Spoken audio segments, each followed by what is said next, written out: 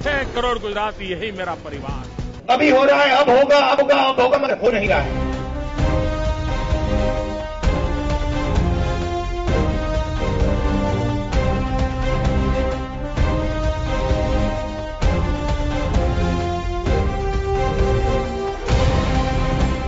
नमस्कार जंटू में स्वागत है आपका। मैं हूं योगेंद्र। आप देख रहे हैं खास खबर। खास खबर में हम बात करेंगे एक बार फिर गुजरात के विधानसभा चुनाव की, जिस पर पूरे मुल्क की निगाहें टिकी हुई हैं। जैसे जैसे चुनाव की डेट नजदीक आ रही है, वैसे ही बयानों की तल्खी भी बढ़ती जा रही है।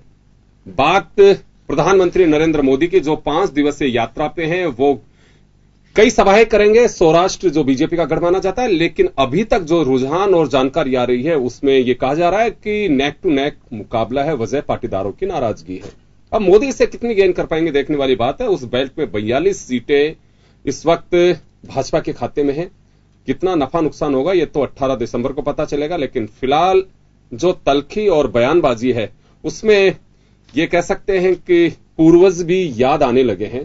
क्या है मजमून, हम आपको दिखाएंगे और उसके बाद हम बताएंगे आपको कि सोमनाथ मंदिर राहुल गांधी भी दर्शन करने पहुंचे। उन्होंने गैर हिंदू के नाते दर्शन किए, लेकिन ये भी अब मोदी के जुबानी हमले में शुमार हो गया है। देखिए आज का मजमून। करोड़ गुजराती, यही मेरा परिवार। अभी हो रहा है, अब होगा, अब होगा, अब होगा, मगर हो नहीं रहा है।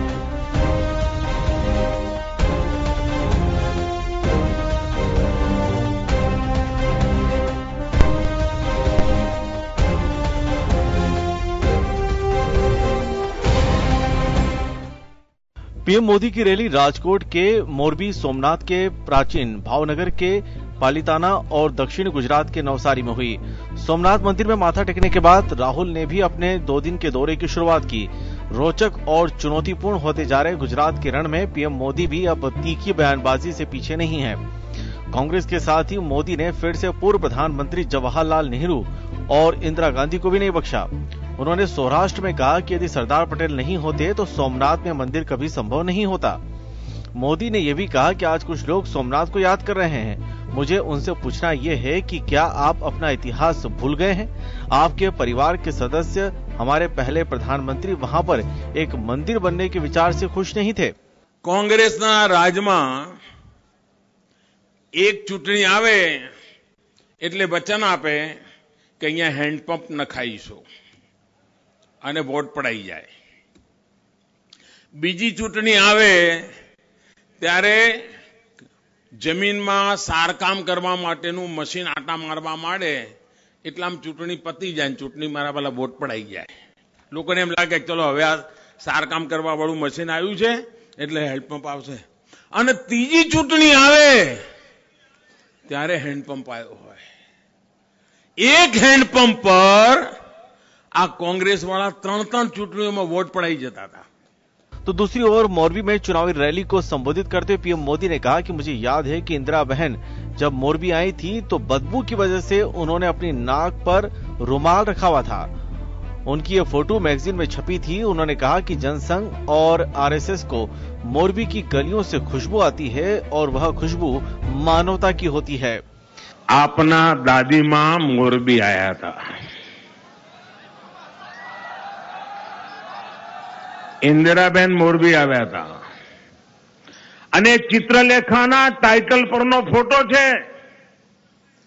કે इंदिराबेन મોં પર રૂમાલ રાખીને દુર્ગંધથી બચવા માટે આમ તેમ ભાગવાની કોશિશ કરતા હતા। અને બીજો ફોટો હતો કે જનસંઘના આરએસએસના કાર્યકર્તાઓ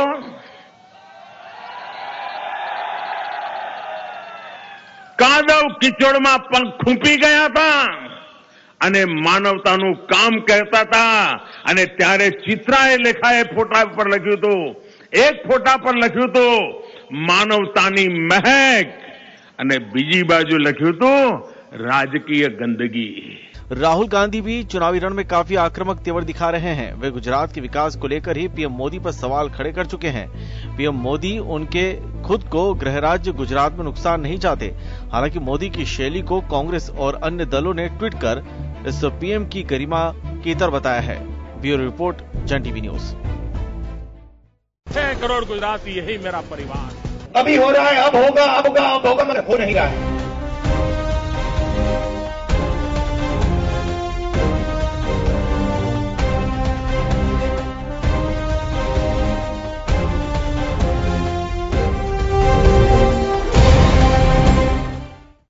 नरेंद्र मोदी के तीखे बाण। हम आपको याद दिलाते हैं कि जब 2012 में वहां विधानसभा चुनाव हो रहा था, उस वक्त केंद्र में यूपीए सरकार थी और राज्य में मुख्यमंत्री के रूप में नरेंद्र मोदी थे। अंतर अब इतना हुआ है कि केंद्र में भी अब बीजेपी है और स्टेट में भी बीजेपी है। कुछ हमले नरेंद्र मोदी के इस नाते देखे जा रहे हैं कि क्योंकि उस वक्त कहने को और कोसने को यूपीए सरकार थी, लेकिन अभी कोसने को कुछ नहीं, अभी आपके पास में गिनाने का वक्त है और गिनाना होगा कि आपने किया क्या है। अभी वर्षों की अगर कांग्रेस, यूपीए सरकार, जिनको हम कोसते रहेंगे तो मुझे लगता है कि 22 साल से वहां भाजपा शासित थे, 13 साल तक मुख्यमंत्री के रूप में नरेंद्र मोदी रहे हैं। तो आखिर जो बयानबाजी है उसका क्या मायने निकाले जा सकते हैं। हमारे साथ वरिष्ठ पत्रकार और गुजरात से के रहने वाले राजेश जी हमारे साथ हैं, श्याम सुंदर शर्मा साहब पत्रकार हमारे साथ में हैं, संगीता गर्ग जी कांग्रेस नेत्री हमारे साथ में हैं और अमित गोयल साहब भाजपा नेता हमारे साथ हैं। आप सभी का स्वागत है। राजेश जी, मैं आपसे जानना चाहूंगा, नरेंद्र मोदी जी को आपने सुना और ये सबसे बड़ी बात यह है कि ये जो दौरा है नरेंद्र मोदी का, वहीं पे राहुल गांधी उसी बेल्ट में और वहीं पे नरेंद्र मोदी, एक जगह तो ऐसे कुछ किलोमीटर के दायरे में ही दोनों की सभाएं भी हुई हैं। नरेंद्र मोदी ने नेहरू जी से लेकर के इंदिरा गांधी तमाम लोगों को कटघरे में खड़ा कर दिया। मोरवी का दौरे की बात की उन्होंने कि मोरवी इंदिरा गांधी आई थी तो उन्होंने नाक पे कपड़ा लगा करके वहां से प्रवेश किया। और जब सोमनाथ जी में सरदार पटेल ने जीर्णोद्धार किया था और उसके बाद पहली बार राष्ट्रपति, उस वक्त के जो प्रदेश के पहले राष्ट्रपति रहे राजेंद्र प्रसाद जी, उनको बुलाया था तो पंडित नेहरू ने नाराजगी जताई थी। ये मोदी साहब का कहना है।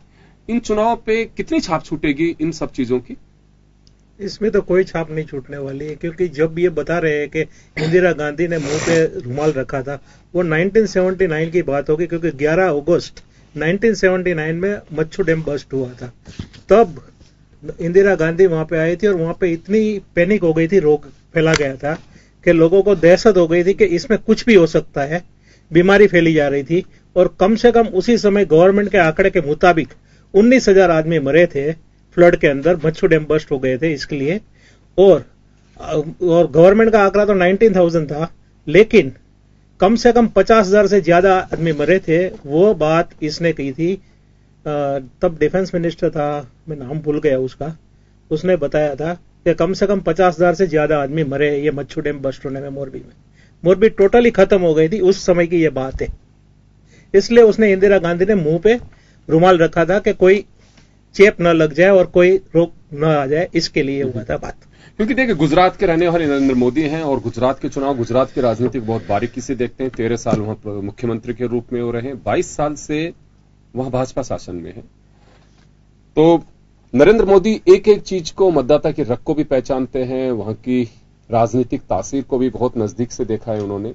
तो ऐसे में जो इनके शब्द हैं, ये एक हो सकते हैं कि एक छूने वाले या इमोशनल मतदाता को बनाने वाले कुछ ऐसे शब्द हैं, या फिर ये कहा जा सकता है कि नरेंद्र मोदी जी को जो जवाब देने चाहिए उससे बच रहे हैं। देखो, उसको अभी लग रहा है कि गुजरात में बीजेपी की कम हो रहा है वोटिंग, मतलब इसकी वजह से उसको कोई ना कोई जुमला निकाल के कोई ना कोई ऐसी बात कर रहा है कि लोगों को दिल में छू जाए, इसलिए ये बात उसने बताई। चलिए श्याम जी, आपके पास में आना चाहूंगा कि राहुल गांधी ने सोमनाथ मंदिर के दर्शन किए, गैर हिंदू उसमें रजिस्टर में करवाया, और इस बात को लेकर के भी नरेंद्र मोदी ने निशाना साधा है और कहा है कि आपके नाना, दादा, परनाना, वो लोग तो सोमनाथ में उनका कोई योगदान नहीं है, चाहते भी नहीं थे। उन्होंने जिक्र किया कि सरदार पटेल ने जब पत्र लिखा था राजेंद्र प्रसाद जी को आने के लिए, तो नेहरू ने उस पर नाराजगी भी जताई थी। ये सब चीजें इतिहास को निकाला जा रहा है। इतिहास इस वक्त देश में छाया हुआ, चाहे पद्मावती का मामला हो और चाहे सोमनाथ को लेकर के मोदी जी का जो कांग्रेस पे एक सीधा तंज कहें या फिर आरोप कहें, तो चुनावी माहौल में ये सब चीजें मतदाता पर कितना असर छोड़ पाती हैं? योगेंद्र जी, आखिर नरेंद्र मोदी को ये सब चीजें बोलनी क्यों पड़ रही है? उनका शासन है भैया 22 साल से, वो खुद इतने दिन तक मुख्यमंत्री रहे, अब गुजरात के चुनाव आने के बाद उन्हें गुजरात की दिख रही है, देश की बातें नहीं बता रहे। वो नहीं बता रहे कि केंद्र सरकार ने क्या गुजरात को दिया, क्या विकास हुआ, किस तरह के बुलेट ट्रेन की बात शुरुआत में तो कर रहे थे, अब बुलेट ट्रेन की कहीं बात नहीं हो रही है। अब राहुल गांधी के परिवार ने क्या किया क्या नहीं किया, वो सारी बातें पुरानी बातों को लेकर के आज वो सोमनाथ के दर्शन करने गए हैं। तो आज कहने की जरूरत पड़ रही है कि नेहरू जी ने जब इसका जीर्णोद्धार हुआ था और जब राजेंद्र प्रसाद प्रथम राष्ट्रपति जी को बुलाया था तो विरोध किया था। आज ये कहने की जरूरत मेरे को नहीं समझ में आ रहा। मतदाता इस बात के लिए समझता है कि वो आज जो मुस्लिम मतदाताओं को रिझाने की बात पहले हुआ करती थी, इस चुनाव में बिल्कुल देखने को नहीं मिल रहा। ना बीजेपी ऐसा कोई तंज कस रही है जिससे कि मुस्लिम मतदाता की नाराजगी हो, ना कांग्रेस की तरफ से कसा जा रहा था। दोनों तरफ से ऐसा लग रहा है कि चुनावी माहौल को मोदी अपने पक्ष में किस प्रकार से करें, क्या कुछ कहें, क्योंकि अब केंद्र की उपलब्धियों की गिनाने के बजाय अगर उन्होंने गुजरात को जो कुछ दिया या गुजरात में जो कुछ विकास किया उसकी चर्चा नहीं कर रहे हैं वे मतदाताओं से कह रहे हैं कि इनके टाइम आज तो ये सोमनाथ के दर्शन करने आए, लेकिन इनके जो थे आपके देखिए इंदिरा जी के पिताजी, इनके तो वो लगते हैं वो नाना और नाना के बराबर, तो उनकी आज हम प्रधानमंत्री की बात आज ये प्रधानमंत्री करें और गुजरात में आकर के सब बातें करें तो ऐसा लगता है कि उनकी स्थिति कुछ अच्छी नहीं लग रही है। कुछ जगह पर अच्छी हो सकती है, कुछ जगह पर, इसलिए उनको मजबूरी में मतदाताओं को कई बार कहना पड़ रहा है कि मैं यहीं का लाल हूं, मैं यहीं का, ये सारी बातें, तो ये सब बातें कैसे लगता है कि कुछ स्थिति डगमगाई हुई है। राहुल गांधी इतने प्रभावी तो नहीं है जो कि उनको ये सब कुछ कहने की स्थिति पैदा हो रही है। संगीता जी, आपसे मुखातिब होना चाहूंगा कि नेहरू और गांधी परिवार, इंदिरा गांधी जी और नेहरू जी, उनको लेकर के कांग्रेस अपने इतिहास, एक पहचान, जो सारी चीजें बताई जाती हैं, लेकिन कुछ चीजें ऐसी हैं जो प्रतिपक्ष यानी विरोधी जो दल है उन्हें एक मौका भी दे रहे हैं। नरेंद्र मोदी भी मजे खिलाड़ी है, वो बहुत सारी चीजें निकाल करके लेके आ रहे हैं। पहले कभी जिक्र नहीं किया उन्होंने चित्रलेखा मैगजीन का, अब उन्होंने उसका भी जिक्र किया है कि जब, हालांकि राजेश जी इस बात को लेकर के काफी क्लियर कर रहे हैं कि वो वक्त ऐसा था जिसमें 19,000 लोग मारे गए थे, पर कुछ ऐसी चीजें हैं कि जो कांग्रेस के लिए सामने वाले को हमले मजबूत करने के लिए या आक्रमण करने के लिए कुछ ऐसी चीजें दी जा रही हैं। देखिए योगेंद्र जी, बीजेपी की जो बौखलाहट है वो गुजरात चुनाव में साफ नजर आ रही है और इसी के मद्देनजर आप देख सकते हैं कि जिस प्रकार से बीजेपी की परिपाटी रही कि झूठ, फरेब और असत्य की आधारशिला इनकी है, उसी के अनुसार ये लोग काम करते हैं। नरेंद्र मोदी जी इंदिरा जी के लिए जिस तरह की बातें कर रहे हैं वो कुछ स्थिति श्याम जी ने और राजेश जी ने स्पष्ट भी कर दी है, और कुछ मैं कहना चाहूंगी, आप उन इंदिरा जी के लिए आप जो कह रहे हैं उसके तो इंदिरा जी का तो बखान और उनकी तारीफ आपके खुद के जो पूर्व प्रधानमंत्री बीजेपी के रहे अटल बिहारी वाजपेयी जी, उन्होंने भी की है। तो आप किस आधार पर इंदिरा जी के लिए कुछ बातें कह रहे हैं? और अगर उन्होंने रुमाल रखी, जिस प्रकार राजेश जी ने ये बात कही कि वहां पर कुछ महामारी का रूप, वो बीमारी हो सकती थी या कुछ भी हो सकती थी, तो उन्होंने जो रुमाल रखा वो सामने वाली जनता को ये बताने के लिए कि आपको भी ऐसा करना चाहिए, क्योंकि अगर ऐसी स्थितियां होती हैं तो जनता को ये बताने के लिए कि आपको भी ऐसा करना चाहिए। आप एक चीज बताइए कि आज दिल्ली में प्रदूषण है तो वहां पर लोग मुंह पे रुमाल बांध के जाते कि नहीं जाते? तो ये क्या है?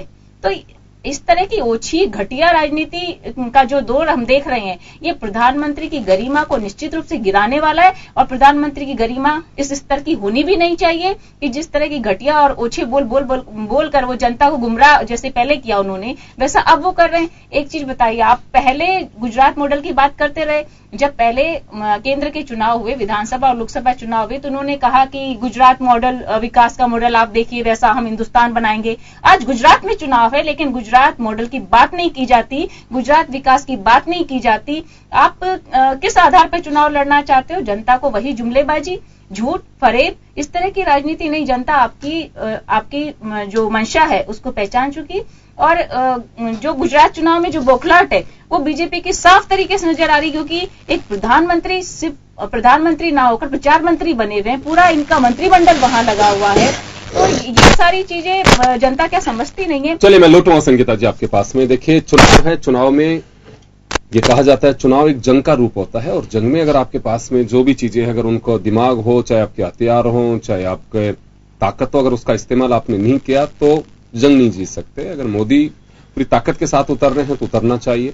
लेकिन मैं अमित गोयल साहब आपसे एक बात जानना चाहूंगा कि कांग्रेस से संगीता गर्ग जी हैं, वो देखिए एक आप पे सीधे आरोप लगा सकते हैं। दो हमारे निष्पक्ष जो साथी यहाँ बैठे हुए हैं उनका सीधा कहना है कि चुनाव में प्रधानमंत्री जी को ये जो बातें हैं, चाहे नेहरू की बात हो, पंडित नेहरू जी की बात हो, चाहे इंदिरा गांधी जी की बात हो, ये मोदी साहब को इस वक्त कोई ऐसा रिलेवेंट मैटर नहीं है कि जिसकी वजह से बोला जाए। यानी कि बताने के लिए बहुत कुछ है। 3.5 साल ये सरकार में केंद्र में बैठे हुए हैं, फेडरल सिस्टम के मुखिया इस वक्त हैं।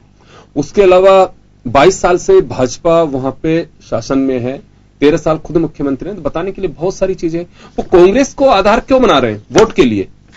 देखिए, दो बातें। सबसे पहले तो मैं बहुत ज्यादा ऑब्जेक्ट करूंगा, संगीता जी ने 2 शब्द 2 बार यूज किए, ओछे और घटिया।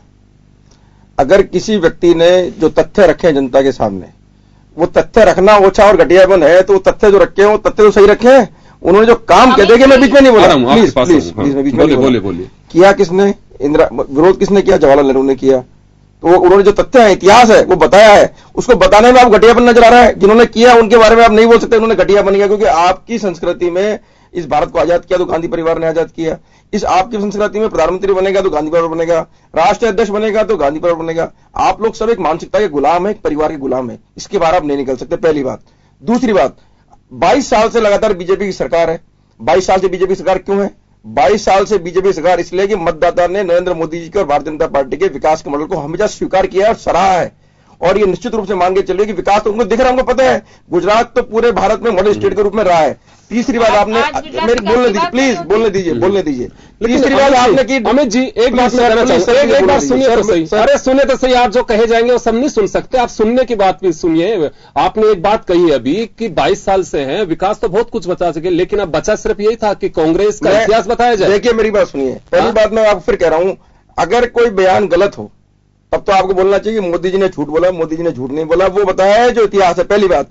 दूसरी बात, कांग्रेस ने जिस तरह की स्ट्रेटजी, जिस तरह की राजनीति वहां फैलाई है, कांग्रेस ने वहां सिर्फ और सिर्फ पोलराइजेशन की राजनीति करी है। कांग्रेस ने हार्दिक पटेल से बात की, वो पटेल राजनीति, पटेल आरक्षण की बात करते हैं। आपने अल्पेश ठाकुर को लिया, वो पटेल आरक्षण का विरोध करते हैं। आपने जिग्नेश मेवानी को लिया, मतलब 3 व्यक्ति जो एक दूसरे के विरोधी हैं, जो एक दूसरे के आंदोलन का विरोध कर रहे हैं, उन तीनों को कांग्रेस ने अपने एक साथ में लिया। दूसरी बात, कांग्रेस ने कहा 50% ऊपर आरक्षण देंगे। मतलब एक झूठ और झांसे का झुंझुना फैलाकर देकर जातिगत वैमनस्य फैलाने की जो कांग्रेस राजनीति कर रही है, तो बीजेपी के प्रधानमंत्री को, बीजेपी के लोगों को बताना बहुत जरूरी है। विकास तो उन्होंने किया, जनता को दिख रहा है, 22 साल सरकार दे रही जनता, बार बार उसको कांग्रेस में बार नकार रही है वहां पे। तो ये बताना जरूरी है कि ये लोग जो आपको झांसा दे रहे हैं, झूठ बोल रहे हैं, जो आपके अंदर बंटवारा करना चाह रहे हैं, इनकी स्थिति क्या है। आज आप देखिए, राहुल गांधी मंदिर में गए, सोमनाथ मंदिर में। आज तक कभी क्या राहुल गांधी 19 बार किसी स्टेट मंदिर में गए?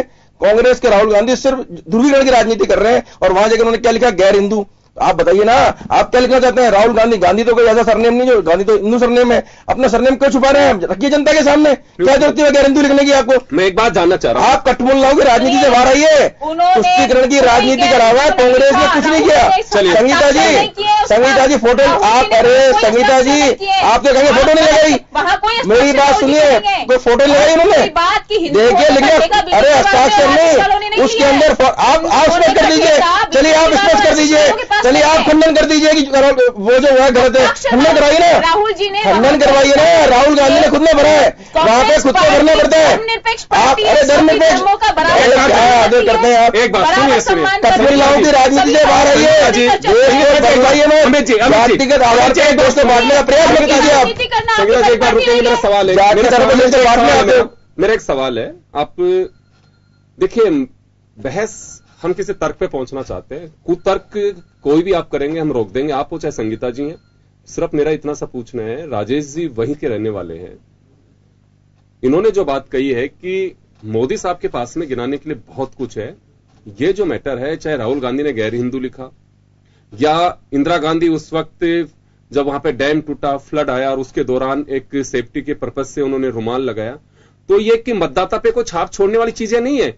या आप कह रहे हैं कि विकास तो बहुत कुछ हो चुका है, हमें तो ये बताना है अभी कि कांग्रेस की किस तरह की हरकतें रही हैं, इससे मतदाता पे कोई छाप नहीं रहेगा। और सुनिए मेरी बात, आप एक बात बताइए मुझे, आप अगर किसी को गाली दे और सामने वाले से आप अपेक्षा करें कि वो मुझसे राम राम करेगा, संभव है क्या? ये क्यों इस तरह की बातें की जा रही हैं कि जब अभी कहीं पे, क्योंकि एक ये बातें सामने निकल के आ रही है कि जो आज तलखी दिखाई दे रही है गुजरात की राजनीति में, वो बीजेपी की तरफ से ही, अगर नरेंद्र मोदी साहब 2014 के आम चुनाव के दौरान अगर ये सब चीजें इस तरह से अगर नहीं देते तो ज्यादा यहां ऐसी स्थितियां नहीं बनती। एक साफ सुथरी बयानबाजी का एक जंग पहले से भी रही, आरोप प्रत्यारोप लगाए हैं, लेकिन इतनी डेप्थ में जाकर के किसी के कैरेक्टर को लेकर के ये सारी जो चीजें हैं, क्या बिल्कुल अभी देश की राजनीति को उस दिशा में आगे बढ़ना चाहिए, 2 कदम और आगे बढ़ाई जानी चाहिए? देखिए, मैं आपको 3 उदाहरण दूंगा। पहला उदाहरण, कांग्रेस की जो आज की तारीख में राजनीति चल रही है वो पूरी तरह से बीजेपी शासित राज्यों को अस्थिर करने के लिए षड्यंत्र की राजनीति रही है। आप हरियाणा का उदाहरण देखिए, हरियाणा में एक आरक्षण आंदोलन चलता है, जाट आंदोलन चलता है। उस आंदोलन के पीछे किसका हाथ आया? साबित हुआ कांग्रेस के सब प्रमुख नेता उस जाट आंदोलन को हवा दे रहे थे, उसमें उनके वीडियो आए, ऑडियो आए। आप मध्य प्रदेश में जाइए, किसान आंदोलन हुआ, कांग्रेस की एमएलए कह रही थाने में आग लगा दूं। आप गुजरात में देखिए, हार्दिक पटेल और मैटर देखिए, पटेलों को किसने पकड़ाया। आप आरक्षण दे ही नहीं सकते, कॉन्स्टिट्यूशन से ऊपर जा रहे हैं आप, और आप उन्हें ज्यादा दे रहे हैं, हम दे देंगे। वेरी गुड, अरे अच्छी बात। मैं आपको पूरी, राजस्थान में कैसे संभव होगा कि आप लोग 56% मैं इसका भी जवाब दूंगा। देखिए, हमारी सरकार ने अगर जिस तरह की स्थिति राजस्थान में बनी, गुजर जो जाति का गुजर समाज के लोग हैं जो आरक्षण मांग रहे थे, हमारी सरकार ने भी उनको बार-बार समझाने का प्रयास किया कि इस आधार के ऊपर ये आरक्षण आगे टिकेगा नहीं, लेकिन उन्होंने भी ये माना कि साहब आप एक बार दीजिए, कोर्ट के अंदर मामला हम चैलेंज करेंगे, कोर्ट में लड़ेंगे। लेकिन ये साबित हो गया, नजर आ गया। चलो, इसके बाद अब कांग्रेस वहां क्यों दे रही है? कांग्रेस को पता चल गया ना, राजस्थान में बताइए ना, जो फार्मूला आज तक आपने राजस्थान में आपकी सरकार के समय में ये फार्मूला फेल हो गया था ना, फिर वहां गुजरात चुनाव में जाके आप लोगों को ज्यादा क्यों दे रहे हो? कौन सा ऐसा कानून लिया है वहां पे? राजस्थान में आपके सामने, मेरी बात सुनिए, आप पूरी बात, राजस्थान में आपके सामने गुजर आसन पहले लागू किया गया था, कोर्ट के अंदर रिजेक्ट हुआ, अब वही झांसा आप वहां दे रहे। आपने सिर्फ संगीता जी झांसे की भुगत चुके हैं। संगीता जी, गुजरात में क्यों दे रहे हो? अमित जी, अभी गुजरात चुनाव की बात हो रही है, गुजरात में क्यों दे रहे हो? अमित जी, यहाँ भी पहले आपने दिया, अमित जी ने दिया, इन्होंने यहाँ भी पहले इन्होंने दिया, आपके यहाँ भी पहले इन्होंने दिया, हमने जैसा कर दिया। हम तो कह रहे हैं ना कि गुजर समाज के मेरे बात ने कहा कि आप रखिए, हम कोर्ट में डिफेंड करेंगे, कोर्ट ने रिजेक्ट कर दिया। आपको लेटेस्ट अपडेट कर देता हूं कि राजेंद्र राठौड़ साहब के साथ पंचायती राज संस्थान में गुजर समाज की बैठक हुई है, अभी आधा घंटे पहले, अभी चालू है बैठक। उसमें भी यही है कि हम रास्ता यही निकाल रहे हैं, सर्विस से बाहर जाएगा, लेकिन कई राज्यों के हम वो देख चुके हैं रूसी आधार पे। तो सच्चाई है, मैं सैल्यूट करता हूं, आपने कम से कम ये बात तो कही, हमने गुजरों को बता दिया था कि इससे बाहर लोगे तो कोई फायदा नहीं है। लेकिन आपके एक नेता ने आपकी तरह खुल करके नहीं बोला कि जो रिजर्वेशन को लेकर के हम अंदर समझौता करके आए हैं वो फेक है, उसका कोई टिकने वाला मामला नहीं है। चले, ब्रेक के लिए रुकूंगा, ब्रेक के बाद वापस लौटते हैं, वापस इस बहस को जारी रखेंगे, छोटे से ब्रेक के लिए रुकेंगे। करोड़ गुजराती, यही मेरा परिवार। अभी हो रहा है, अब होगा, मगर हो नहीं रहा है।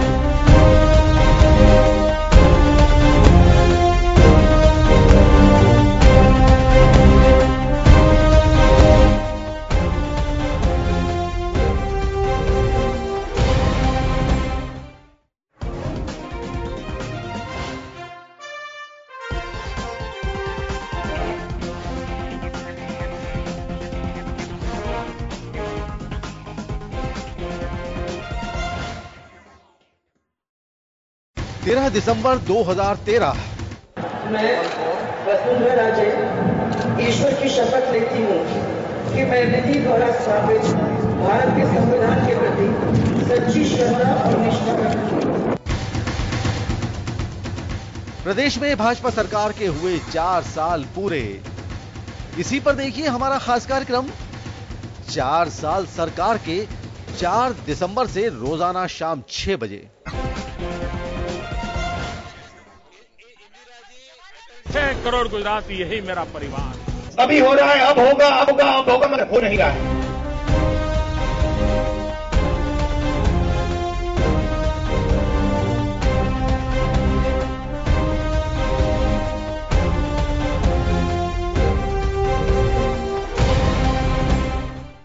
ब्रेक के बाद एक बार स्वागत है आपका। आप देख रहे हैं खास खबर और हम बात कर रहे हैं गुजरात चुनाव की।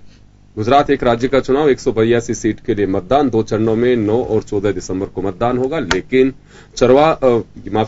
लेकिन चुनाव इस परवान चढ़ा हुआ है कि हर देशवासी की निगाहें वहीं टिकी हुई है कि गुजरात में होगा क्या। सरकार एक बार फिर बीजेपी बनाएगी या राहुल गांधी की सक्रियता कुछ असर दिखा पाएगी। प्रधानमंत्री के बोल आम विश्लेषकों की भाषा में थोड़े बिगड़ते जा रहे हैं। उनको गिनाने के लिए बहुत कुछ है, लेकिन यह ऐसा मौका नहीं है कि ना केंद्र में कांग्रेस है ना स्टेट में कांग्रेस है और कांग्रेस निशाने पे है पूरी तरह से। आप बयान दे सकते हैं, लेकिन इस तरह के एक कहा जाता है कि गड़े मुर्दे उखाड़ने से कुछ हो नहीं रहा है। खैर चलिए, लगता होगा प्रधानमंत्री जी को कि शायद इससे मतदाता काफी प्रभावित होंगे। ये देखने वाली बात होगी कि मतदाताओं को इन सब चीजों से प्रभाव कितना पड़ पाएगा। लेकिन ये कह सकते हैं कि विकास का मुद्दा कोसों दूर नजर नहीं आता गुजरात की राजनीति में। इस वक्त जो कांग्रेस के लिए एक आधार बिंदु गांधी और नेहरू परिवार रहा है, उसी तरह से नरेंद्र मोदी के निशाने पे भी पंडित जवाहरलाल नेहरू और इंदिरा गांधी दोनों ही हैं। सोमनाथ के मंदिर में राहुल गांधी दर्शन करने गए, वहां गैर हिंदू लिखा, तो भी एक राजनीति का मुद्दा बना हुआ है। और ऐसे में सवाल यह उठता है कि क्या वास्तव में मतदाता सिर्फ इन्हीं मुद्दों को चाहता है या विकास के लिए चाहता है? विकास का भी जिक्र नरेंद्र मोदी ने किया। उन्होंने कहा कि कांग्रेस ने महज हैंडपंप लगाए, उसके बाद में हमने विकास को आगे बढ़ाया, पाइपलाइन हमने डाली है। समय के साथ वक्त बदलता है। देश में कभी साइकिल चली, उसके बाद में छोटी फिएट कार भी आई, मारुति ने 800 भी निकाली, आज मारुति की लग्जरी गाड़ियां भी आ रही हैं, BMW भी सड़कों पे दौड़ रही हैं, ऑडी भी चल रही है, जगुआर भी चल रही है, पोर्श ने भी रूप ले लिया। तो ये विकास की एक सतत प्रक्रिया है।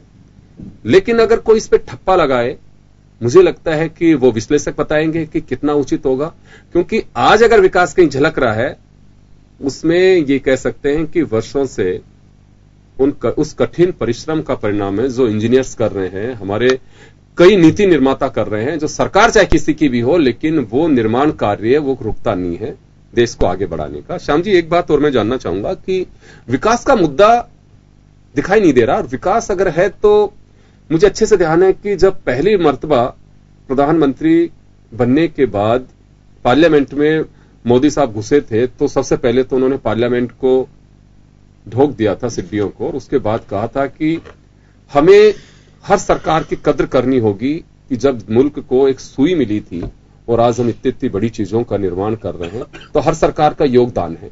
लेकिन जब वो वोट मांगने का वक्त आता है, उस योगदान को भुला देते हुए हैंडपंप पे सिमट करके रह जाता है और कहते हैं कि विकास का दूसरा नाम नरेंद्र मोदी या बीजेपी सरकार। देखिएगा कि जैसे जैसे आप देखिएगा गुजरात चुनाव में वो सक्रियता बढ़ रही है, नरेंद्र मोदी का ही अब पूरे पार्टी में नरेंद्र मोदी या अमित शाह दो ही व्यक्ति पार्टी प्रचार प्रसार कर रहे हैं। बड़े इस तरह के कोई ना तो मुख्यमंत्री दूसरे आ रहे हैं, ना कुछ आ रहे हैं, क्योंकि उनको लग रहा है कि इस प्रदेश के साथ दोनों का अटैचमेंट है सीधे तौर पर, और जीत हार का भविष्य दोनों के को राजनीति को तय करेगा। इसलिए नरेंद्र मोदी किसी भी तरीके से, अब वो अगर राहुल गांधी ने गैर हिंदू लिखा है, तो ये तो मालूम है कि आपको कि राजीव गांधी के पिता का नाम क्या था, और फिर उसके बाद उनका वो तो अब क्योंकि गांधी लगाते हैं इसलिए कि गांधी जी ने इंदिरा जी को गोद लिया था, उसके बाद गांधी लगना शुरू हो गया था। गांधी एक्चुअल में उनके तो फारसी थे उनके वो तो पिता, तो इसलिए गैर हिंदू लिखा है तो गलत नहीं लिखा। सही चीज को लिखने में भी अगर उनको लग रहा है और दर्शन करने के लिए गए तो जाना चाहिए, उसमें कोई दो राय नहीं है। तो ऐसी स्थिति में नरेंद्र मोदी को आज ये कहना कि हमने जब पुनरुद्धार करवाया था, अगर वो हुआ था पटेल ने करवाया था, क्योंकि पटेल तो कांग्रेस के थे, कांग्रेस वो तो बीजेपी के थे नहीं। आज वो क्योंकि गुजरात से संबंधित थे, गुजरात का अहम भूमिका उनकी रही, और जिस प्रकार से उन्होंने भारत को के जो रजवाड़ों को एक करने का प्रयास किया, क्योंकि गुजरात के भी बहुत सारे राजा थे, उनको एक किया। तो इस स्थिति में उनको तो बहुत अच्छा मानते हैं, और उनका कहना है कि जब हुआ था तो नेहरू जी ने इसका विरोध किया था। लेकिन आज ये सारी चीजें कह करके गुजरात को क्या कहना चाहते हैं? वो कहते कि मैं जब 13 साल रहा तो ये विकास हुआ था, उसके बाद मैं गया तो मैंने केंद्र से गुजरात के लिए स्पीसी क्या क्या दिया। नैनो लाए थे, नैनो कितनी है दौड़ रही है देश में, और कितनी क्या गुजरात को उससे फायदा हुआ, ये नरेंद्र मोदी को बताना चाहिए।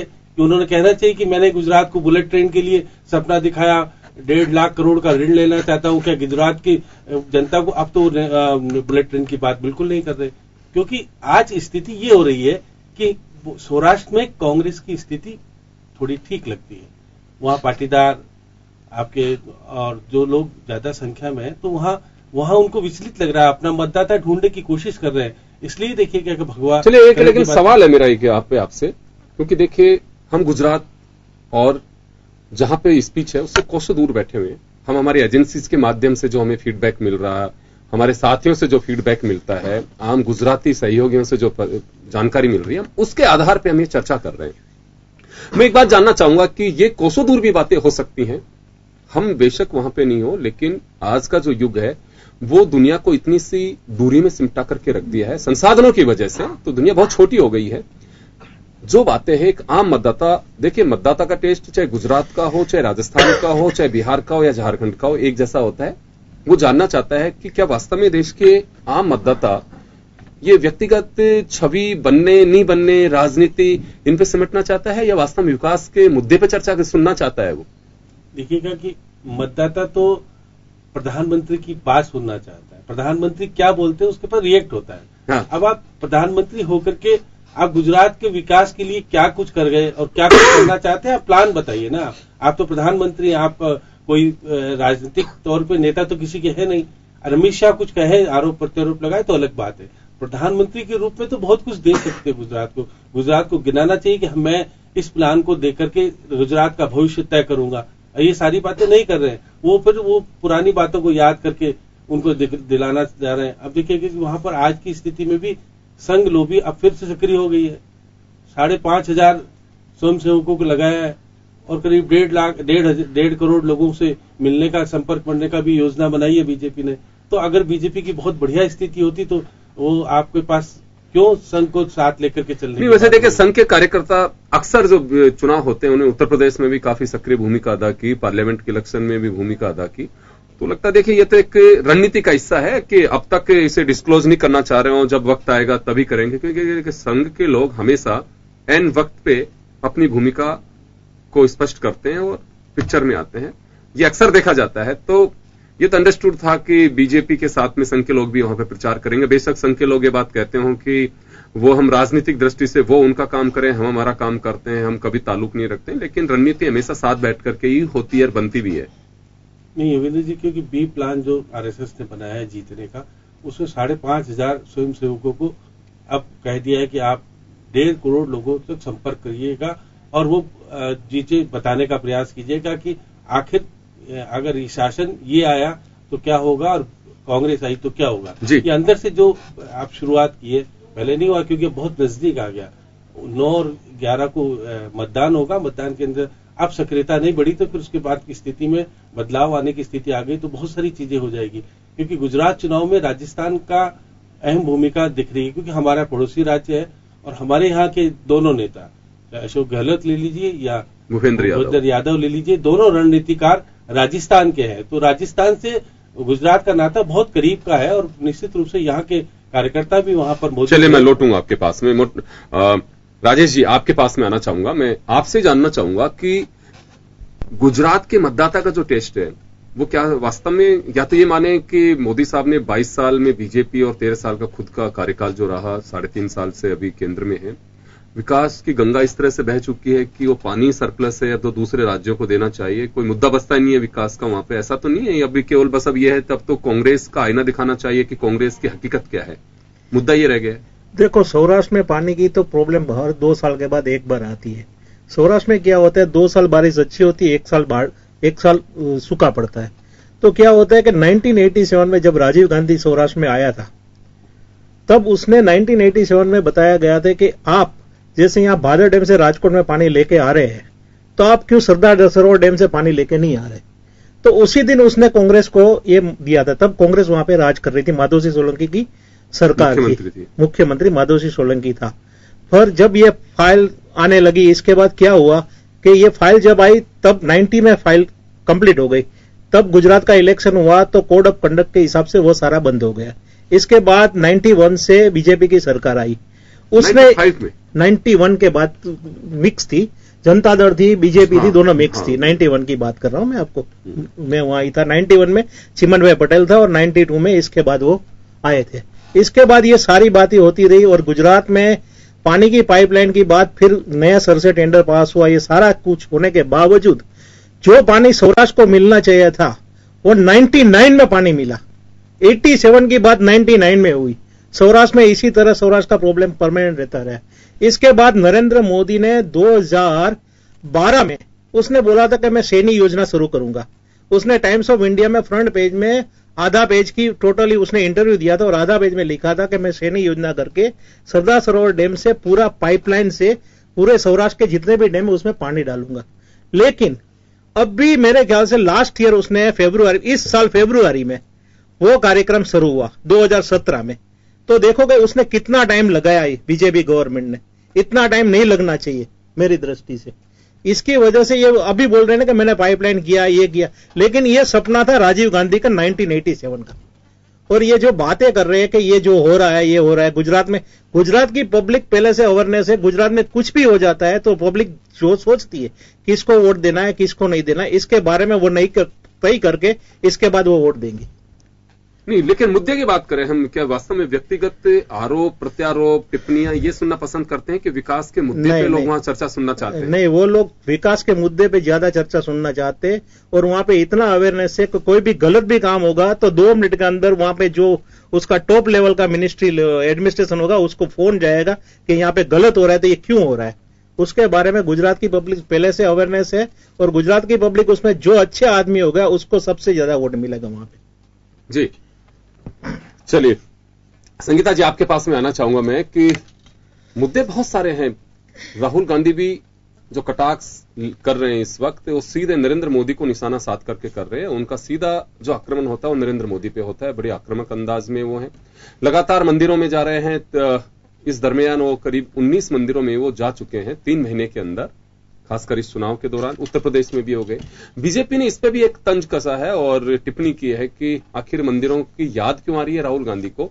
अमित गोयल साहब ने भी ये बात कही और ये बात यहीं से स्टूडियो की नहीं है, इस बात का जिक्र इनडायरेक्टली डायरेक्टली नरेंद्र मोदी हो चाहे अमित शाह हो, सब लोग कर भी चुके हैं।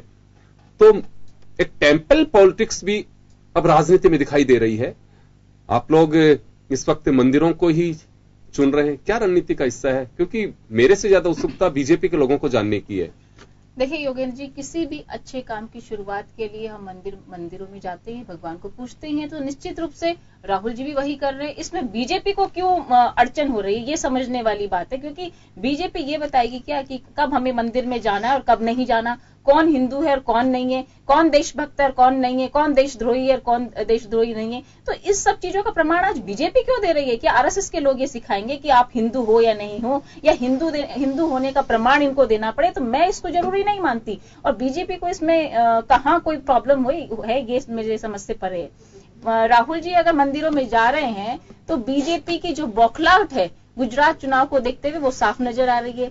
और जिस तरीके से राहुल जी ने पहले ही कहा है कि मैं शिव भक्त हूं, तो वो निश्चित रूप से अपने काम की शुरुआत के लिए वह मंदिर में जाते हैं। तो बीजेपी को इसमें कोई प्रॉब्लम नहीं होनी चाहिए और उनको ना ही इस पे कोई टीका टिप्पणी करने की जरूरत महसूस होनी चाहिए। बीजेपी कोई काम करे तो अच्छा और हम करें तो बुरा, यानी कि आप जो करें तो वो आपका प्लान है और हम करें तो वो, जिस तरीके से बीजेपी ने कहा कि ये चुनावी नोटंकी करते हैं, तो मतलब आप करें, बीजेपी करे, मोदी जी करे तो वो नोटंकी नहीं है और कांग्रेस करे तो वो नोटंकी है। तो ये जो इनकी कांग्रेस बीजेपी की जो बौखलाहट है गुजरात चुनाव को मद्देनजर, वो साफ नजर आती है।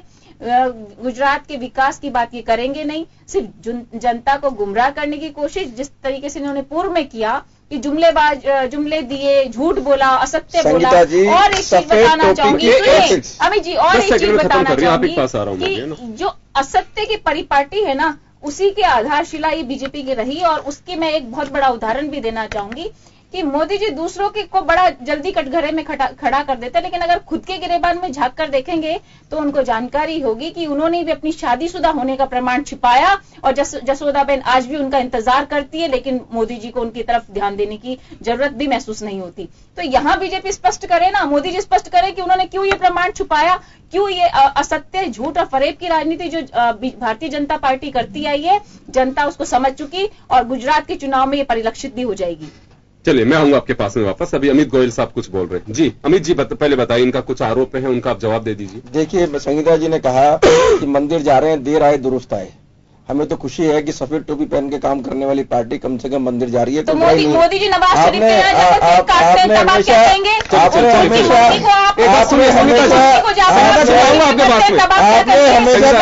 की राजनीति करी है, आपने हमेशा सफेद टोपी पहन के राजनीति करी है।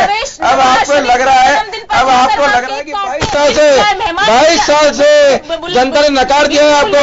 हमारे वरिष्ठ पत्रकार ने कहा कि जनता बहुत अवेयर है, विकास को वोट देती है। 22 साल से अवेयर इसलिए वोट दे रही है हमको, 22 साल से वोट दे रही है हमको, आगे भी हमको वोट देगी।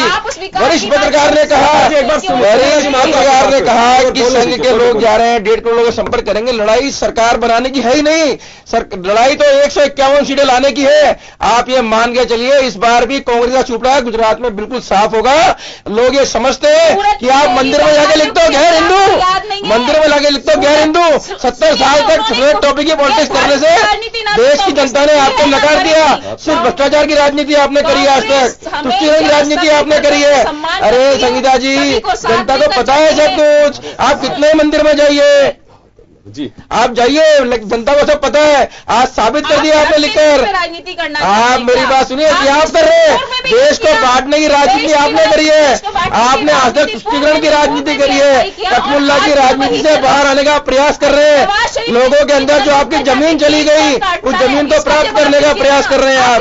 अरे मैं कह रहा हूँ, जमीन प्राप्त करने का प्रयास कर रहे हैं, आपकी जमीन चली गई है।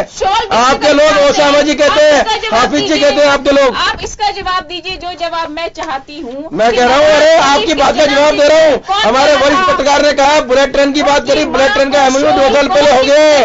आप बात को सुनिए, आप सुनना नहीं चाहती है। आरोप को सुना, हम भी सुनिए, हम आराम से सुनते हैं आपकी बात, आप सुनिए ना।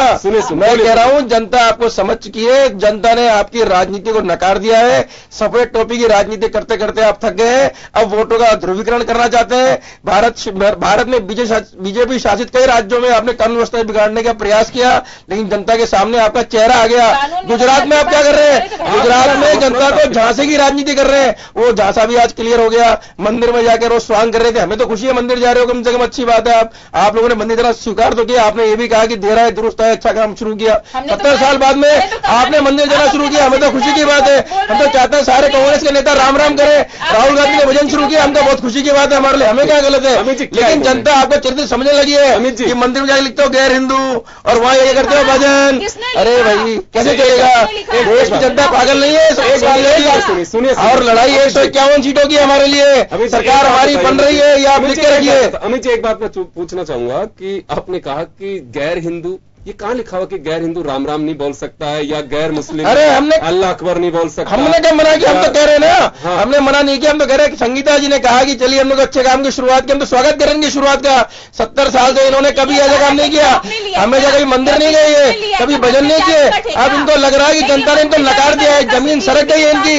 इनका तुष्टीकरण का चेहरा जनता के सामने आ गया है। इनके कांग्रेस के महामंत्री कहते हैं ओसामा जी, हाफिज जी उस पार्टी के लोग हैं। साबुद्दीन सोच कहते हैं कि वे पत्थरबाजों का समर्थन करते हैं। किस तरह की पार्टी है आपकी? जनता ने नकार दिया, एक्सपोज हो गए आप लोग। ये राहुल गांधी परिवार की कंपनी से बाहर आई है। देश के बारे में सोचिए आप। अब एक बात सुनिए, एक परिवार की गुलामी छोड़िए आप लोग, देश की बात करिए। बारे में उन्होंने क्या सोचा वो जरा आप सुनिए। बोलिए आप बोलिए। जिस तरह के आक्षेप अमित जी लगाए जा रहे हैं, तो मैं इन्हीं से पूछना चाहती हूँ कि नवाज शरीफ के जन्मदिन पर बिन बुलाए मेहमान की जैसे केक कौन काटता है? इसका भी जवाब दूंगा। आज मेरी बात सुनिए संगीता जी, पूरे भारत के अंदर पहली बार हिंदुस्तान का मान सम्मान हो रहा है। देश के प्रधानमंत्री के रेड कार्पेट बिछाया जा रहा है हर जगह पे। एक आरोप सुन लो, भारत की छवि पूरे देश में, पूरे विश्व में बनी है। आपके पास आ रहे हो, बनी है, आप देखिए ना, ये सबको पता है। वहाँ पर जाके नवाज शरीफ की माँ को शॉल गिफ्ट कौन करके आता है? इसका जवाब दें आप। अरे बिन बुलाए मेहमान के जैसे आप जाते हैं, बिन बुलाए मेहमान के जैसे वहाँ केक काट। अब देश की 70 साल से विदेश नीति आपने बनाई, वो विदेश नीति फेल हो गई। आज की तारीख में अंतर्राष्ट्रीय लेवल पे पाकिस्तान को पूरी तरह से अलग थलग कर दिया गया है। पाकिस्तान की स्थिति हो रही है न इधर का न उधर का। पाकिस्तान की स्थिति ऐसी हो गई है, धोबी का कुत्ता घर का न घाट का। ये सिर्फ नरेंद्र मोदी जी की विदेश नीति का कमाल है। आज की तारीख में चाइना हो या अमेरिका, आप ये देखिए पूरे विश्व में पाकिस्तान को एक आतंकवादी देश के रूप में पूरी छवि स्पष्ट उभर के आई है। बार बार हाफिज सईद हो, सलाउद्दीन अहमद हो, सबको आतंकवादी घोषित कर दिया है। आप ये देखिए, पहली बार रेड कार्पेट बिछ रहा है देश के लिए। जब आप जाके बाहर जाएंगे संगीता जी बाहर जाएंगे ना, और जब कहेंगे भारतीय हो तो लोग सम्मान देते हुए देखेंगे। देश की छवि बदल दी है मोदी जी ने वहां जाके। मेरी बात सुन लीजिए, आपके प्रधानमंत्री जी ने विदेशों में जाकर ये भी कहा था कि मैंने भारत देश में जन्म लिया, इसकी मुझे शर्म आती है। कभी भी नहीं कहा, कभी भी ऐसा नहीं कहा जन्म लिया था इसलिए शर्म आती है। आपने कहा कि कांग्रेस ने जो हाल किया उसके लिए उन्होंने कहा था कि कांग्रेस आज 70 साल में देश कहां से कहां होना चाहिए था। आपने भय, भूख और भ्रष्टाचार की राजनीति की हमेशा देश के अंदर। लोगों को सब जवाब दिखाया आप लोगों ने। अमित जी संगीता, ये कब कहा नरेंद्र मोदी ने ये बात कहा कि अब सरकार बदल गई है, स्थितियां बदल गई हैं हिंदुस्तान की, लेकिन ये कब कहा कि हिंदुस्तान में मैंने जन्म लिया उसकी मुझे आज शर्म महसूस होती है? ऐसा झूठा प्रोपेगेंडा नहीं करना चाहिए आपको देश के प्रधानमंत्री के बारे में। गरिमापूर्ण बातें, गरिमापूर्ण बोलना चाहिए संगीता जी।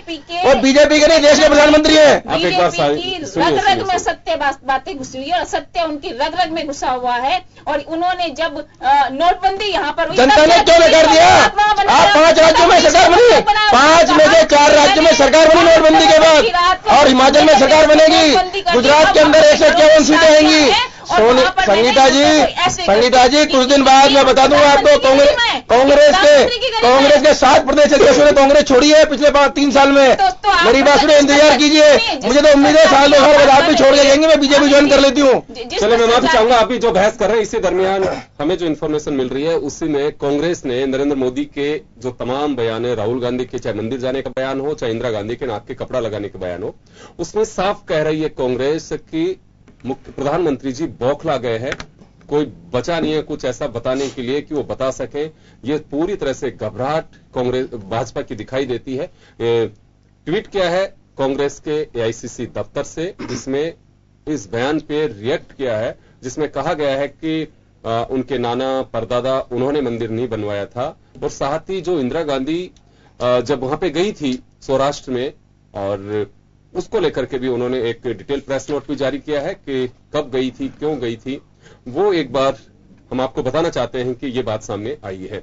अब चलिए, समय कम है और अपना अपना आप लोग पक्ष रख रहे हैं। एक बार फिर मैं राजेश जी आपके पास में आना चाहूंगा कि समय कम है हमारे पास में। देखिए, चुनाव की डेट जैसे जैसे नजदीक आएगी, वहां के मतदाता के हम थोड़ी सी वो जानना चाहते हैं कि मनोस्थिति, वहां की इच्छा शक्ति, लोगों का एक नजरिया, वहां क्या ये मान सकते हैं कि जैसे देश का एक नजरिया बदल गया है? कोई वक्त हुआ करता था कि इस अमुक स्ट्रीट में आप मत जाइए, या फला राजनीतिक दल के जुड़े लोग रहते हैं, उस मोहल्ले में ये लोग रहते हैं, तो वहां एक औपचारिकता के लिए जाते थे। लेकिन आज स्थिति बदल गई है। मुझे ऐसा लगता है, चाहे पार्टियां कितना भी दम भरती हो, एक घर में भी 3 जगह वोट डल जाते हैं। 10% लोग होंगे जो विचारधारा से ताल्लुक रखते हैं, वो अपना जैसे एक बैंक का कार्ड बदलते हैं वैसे राजनीतिक दलों को बदलते हैं, बहुत सोच समझ के डालते हैं। मुझे लगता है कि लोकतंत्र की खूबी और मजबूती यही है। तो क्या गुजरात में ये माना जा सकता है कि चाहे बीजेपी हो चाहे कांग्रेस हो, उन्हें आरोप प्रत्यारोप, विकास से कोसों दूर बातें करना, ये सब चीजें वो है कि एक अपनी छाप उस मतदाता तक छोड़ सके, ताकि जो बिखरा हुआ मतदाता है या जो मतदाता का जो कहें कि मनोस्थिति बिखरी हुई है, उसे हम अपनी ओर कैच कर सके। एक वजह ये मानी जा सकती है। वाकई मतदाता की स्थिति क्या है कि बिल्कुल ये मान सकते हैं कि एक पर्टिकुलर एक पार्टी से बंधे हुए हैं, या जाति से बंधे हुए हैं, क्षेत्र के लोगों से बंधे हुए, ऐसा कुछ है? नहीं, ऐसा कुछ नहीं है, क्योंकि गुजरात में मतदाता इतना अवेयरनेस है कि उसको किसको वोट देना है वो खुद अपने आप में सोचेंगे। एक घर के अंदर 8 आदमी रहेंगे तो 8 आदमी का अलग अलग मत होगा।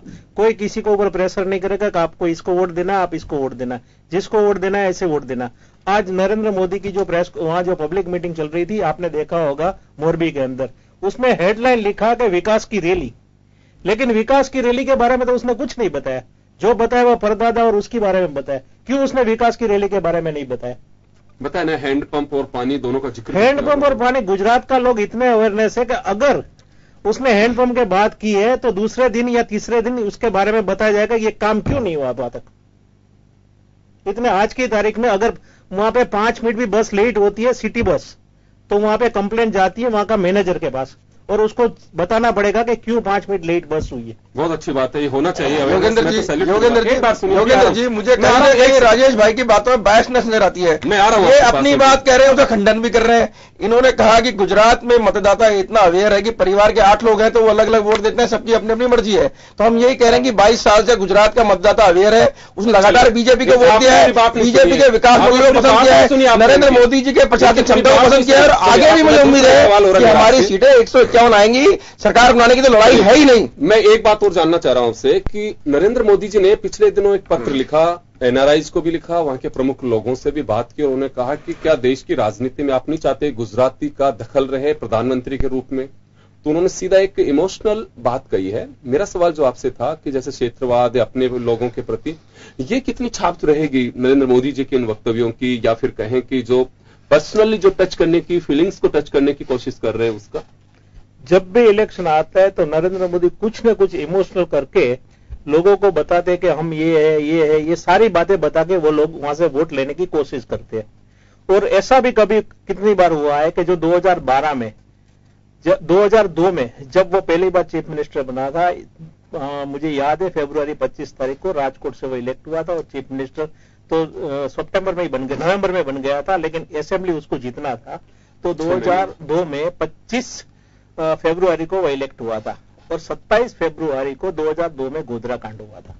इसके बाद उसने 2002 में नवंबर में राज्य की विधानसभा को डिसोल्व कर दिया था, ये आपको भी मालूम होगा।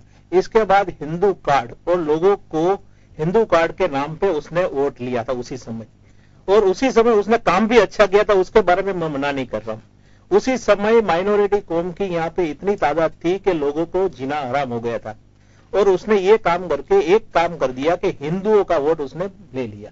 और आज की तारीख में भी वहां पे माइनॉरिटी कौम दबके रह रही है, ये बात सही है, ये मैं मानता हूं। और वो कुछ न कुछ इलेक्शन आने तक, अभी तो इलेक्शन को काफी दिन बाकी है, 9 तारीख को सौराष्ट्र में पहला इलेक्शन होगा और साउथ गुजरात में होगा 77 सीट का इलेक्शन। चलिए, मैं रोकना चाहूंगा अजय जी, मैं समझ चाहूंगा, बहुत कम समय है, पहले और टाइम हो चुके हैं। अमित जी आपको मौका नहीं देंगे, श्याम जी के पास में जाना था, लेकिन मैं माफी चाहूंगा और आप लोगों सभी को रोकना चाहूंगा।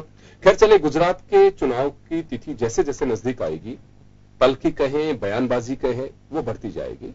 विकास का मुद्दा पहली मर्तबा नहीं है, ये इसी तरह से गौण होता जाता है। और कभी भी आप देखें किसी भी राजनीतिक दल को, आप अगर दूसरी पार्टी की सत्ता अगर वहां पे है तो आप काफी ऑफेंसिव होते हैं, यानी कि आक्रामक होते हैं। और जैसे आप उस खुद पार्टी में हैं और वो अगर सत्ता में है तो आप डिफेंसिव होते हैं। आपको ऐसा कहने के लिए बहुत ज्यादा नहीं बचता है। जनता पूछती है आपसे कि आपके एजेंडा बताइए, आपने विकास क्या किया। और ये ऐसा नहीं है कि पहली बार हो रहा हो, ये राजनीति और चुनावी माहौल की एक रग है जिसे हर कोई जानते हैं और ऐसा ही होता है। लेकिन अभी नरेंद्र मोदी साहब के सामने संकट यह है कि सिवाय कांग्रेस को कोसने के कुछ बचता नहीं है। या तो विकास के एजेंडे पे आपको बात करना होगा या फिर सामने वाले को कोसना होगा। वजह साफ है कि गवर्नमेंट सेंट्रल में भी और स्टेट में भी दोनों जगह उन्हीं की है। तो इस तरह से चीजें सामने आएंगी। ये मुझे लगता है कि इसमें कोई आश्चर्य की बात नहीं होनी चाहिए। आने वाले दिनों में अब इन्हें जुमले समझे, इन्हें हकीकत समझे, इन्हें एक चुनावी बयानबाजी समझे, इन सब चीजों को आपको और देखने का वक्त मिलेगा। बहुत बहुत शुक्रिया आप सभी का। और खास खबर में बस इतना ही, दीजिए इजाजत, नमस्कार। गुजरात यही मेरा परिवार। अभी हो रहा है, अब होगा, अब होगा, अब होगा, मगर हो नहीं रहा है।